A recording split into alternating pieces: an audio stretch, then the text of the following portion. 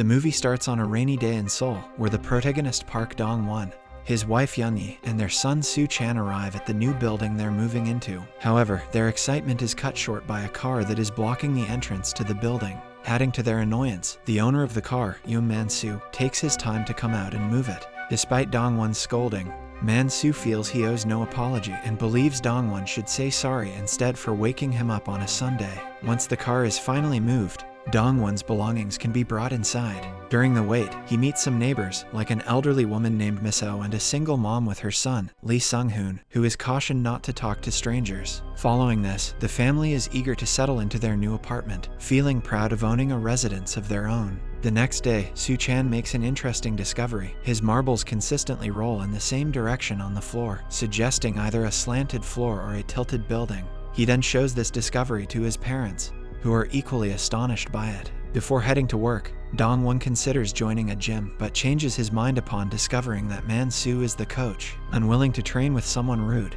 he leaves after casually asking about the possibility of their building being tilted, but Man-soo hasn't noticed anything unusual. At the office, Dong-won researches tilted buildings and the neighborhood on the internet. In the meantime, his coworkers congratulate him on his new home, but express concerns about the location. It is revealed that Dong-won's home sits upon a now ruined industrial complex and a car waste plan. Dong-won assures them that those are things of the past, and the neighborhood is now eco-friendly. Despite the worries, Dong-won invites his coworkers to visit his apartment and boasts about its charm. The following day, the family heads out to get their picture taken, but Dong-won's mood sours when he encounters Man-soo again. It turns out that while Man-soo occasionally helps at his sister's gym, his real job is in photography. After the photo session, they decide to treat themselves to a nice dinner at a fancy restaurant. Knowing that Dong-won has been drinking wine, they opt for a cab rather than risk him driving. To his frustration, Man-soo, who also works as a part-time cab driver, ends up being their driver, further aggravating Dong-won.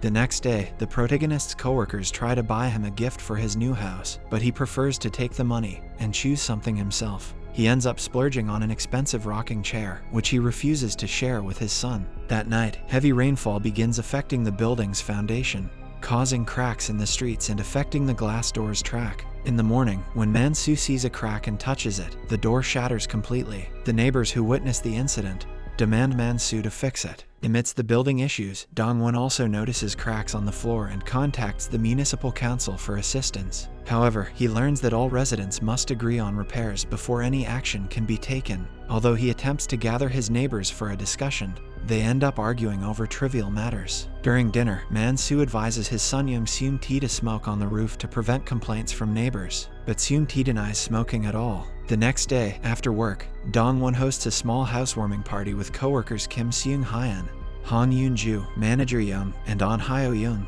Upon arriving at the building, they find Man-soo attempting to cover the broken door with plastic wrap. Despite Man-soo's newfound concern, Dong-won decides to ignore him and focuses on entertaining his coworkers at home. They enjoy each other's company, indulging in food, drinks, and discussions about the real estate market. In the next scene, Seun-hyun goes to the bathroom and realizes that there is a water issue in the building. Meanwhile, Dong-won notices that manager Young isn't drinking because he has to drive. To remedy the situation and allow everyone to enjoy the evening, Dong-won calls Man-soo to be their designated driver, giving manager Young the freedom to drink. Hyo-young, however, is not thrilled by this delay and expresses her eagerness to leave. When Dong-won catches her whispering to manager Young, he realizes that they are romantically involved. Despite Hyo-young's denial, manager Young admits their love for each other, leaving Seun-hyun heartbroken as he had a crush on Hyo-young. This revelation leads to Hyo-young leaving in an upset mood, with Young following her out. Man-soo offers to take Seun-hyun and Yoon-ju home,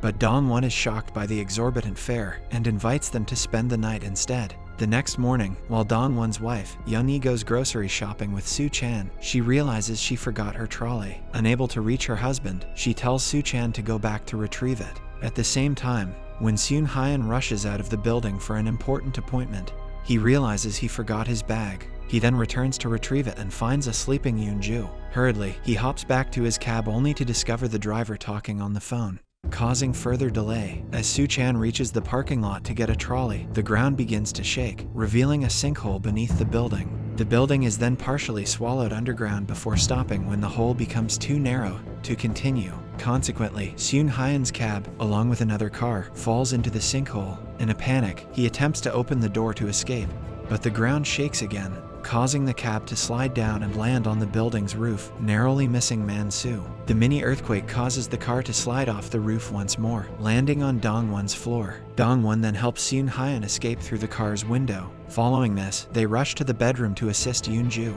who has been trapped inside. While moving furniture, they are startled by Man-soo landing on their floor after the railing he tried to hold on to breaks. Concerned about their families, Man-soo reassures Dong-won that he saw Soo-chan taking the elevator and should be safe. However, Man-soo is worried about his own son, prompting the group to go to Man-soo's apartment in search of Seung-tae. Arriving at the apartment, the group notices a pair of missing shoes, leading Man-soo to believe that Seung-tae is safe. The missing shoes suggest he was out of the building when the incident occurred. Following the incident, the group heads to the roof in an attempt to use their cell phones to call for help. Unfortunately, there's no signal, and shouting goes unheard by people on the streets. It is at this moment that they receive a response from Seung-tae, who is trapped behind the debris. The group works together to clear the debris and free him. Seung-tae, having watched survival shows on YouTube, advises them to collect supplies and find a way to signal their presence to let rescuers know they are alive. Meanwhile, a rescue team is already at work, but the situation becomes even more daunting as explosions occur around the sinkhole.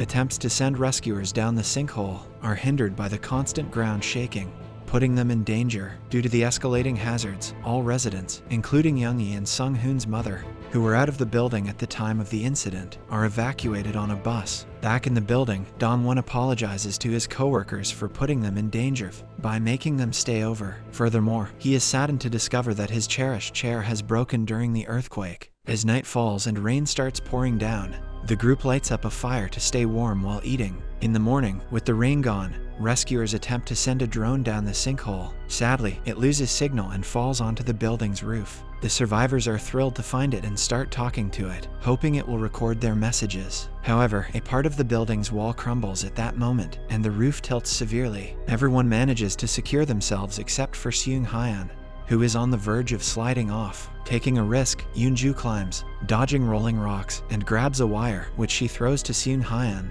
With the combined efforts of Man-soo and Dong-won, they pull the wire, rescuing Seung Hyan. In this intense moment, as Seung Hyan's eyes meet Yoon-ju's, they share a special connection, as if seeing each other for the first time again. Suddenly, the wire accidentally loosens, causing Man-soo to fall into a pool of thick, muddy water. The group manages to hold on to each other, but Man-soo starts drowning. His son, Seung-tae, jumps in to rescue him but also begins to struggle in the mud. Thankfully, Dong-won breaks a window in one of the bedrooms, allowing mud to flow inside and bring both father and son with it. While the group helps Man-soo and Seung-tae, the drone finally reactivates and flies out of the hole, delivering news of the survivors to the rescuers. Young-hee is relieved to see her husband is fine, but her worry for her son persists. Sung-hoon's mother shares the same concern. In the meantime, the rescuers recall Young-hee mentioning Soo-chan had her phone, and they track it to discover that the boy is somewhere in the building. Soon after, the TV newscast spread the news of the newly found survivors. Back in the apartment, Man-soo expresses gratitude to Dong-won for saving him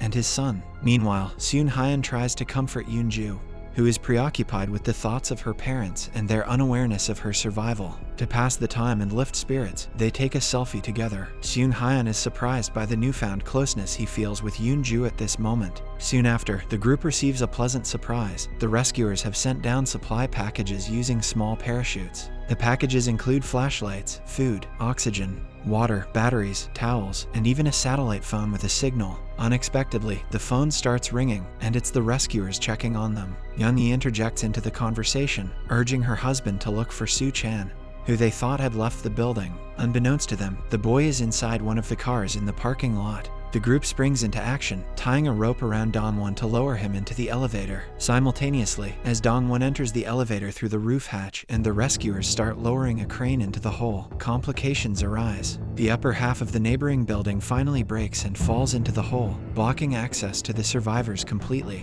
The rescuers bring back the crane, rendering it useless due to the blockage. In the meantime, Dong-won manages to push open the elevator door and reach the parking lot, but the shaking causes the group to lose their grip on the rope. However, the parking lot is now beginning to flood due to the rain. Soo-chan cries for his dad inside the car, due to which Dong-won is able to spot his son. Suddenly, he spots Sung-hoon coming down a large pipe. With the help of his dad, Soo-chan attempts to exit the car to follow him. Just then, more debris falls, blocking the pipe and trapping him inside. Consequently, Dong-won's leg is injured by fallen debris. Despite this, he pushes the rocks aside and gets up, too concerned about his son to dwell on the pain. Dong-won eventually ends up clearing away the debris and rescuing his son. After an emotional reunion and hug, they notice something in the numerous holes in the ceiling. It's Miss Oh, who informs them that Sung-hoon isn't doing well. In fact, he's dead. Realizing that the water is rapidly rising on Miss Oh's floor as well, Dong-won is eager to escape. However, the elderly Miss Oh insists that they leave without her. Before departing with his son, she cuts some of Sung-hoon's hair and wraps it, asking Dong-won to give it to Sung-hoon's mother when they are rescued. With Soo-chan secured on his back, Dong-won climbs up the pipe, leading him to the outside wall of the building. Carefully navigating the edge, he calls out for his friends, who quickly come to their rescue. Soon after, everyone manages to return to the roof. There, they discover that the opening hole has been blocked, and the water is now submerging the entire building. It's only a matter of time before they are swept away with it. In a desperate attempt to survive, the group gathers bottles and other floating objects to create a makeshift raft. Thankfully, Man-soo arrives with a water tank, which they fondly nickname Yellow Submarine due to its color. Everyone climbs inside, except for Man-soo, who decides to stay behind and sacrifice himself to close the lid. As the water rises, the building falls on top of the tank, pushing it downward. However, it quickly slips away and starts ascending, only to become entangled in some wires. Yoon-ju notices the complication and asks the group to shake the tank with her. Their efforts manage to free the tank, but a steel beam pierces through its wall, allowing water to seep in, pushing the beam from inside. The group faces another challenge. Suddenly, Man-soo appears, using the oxygen sent by the rescuers. He pushes the tank from the outside, helping them get unstuck. Seung-hyun then inserts his arm through the hole left by the beam to prevent water from flooding the tank.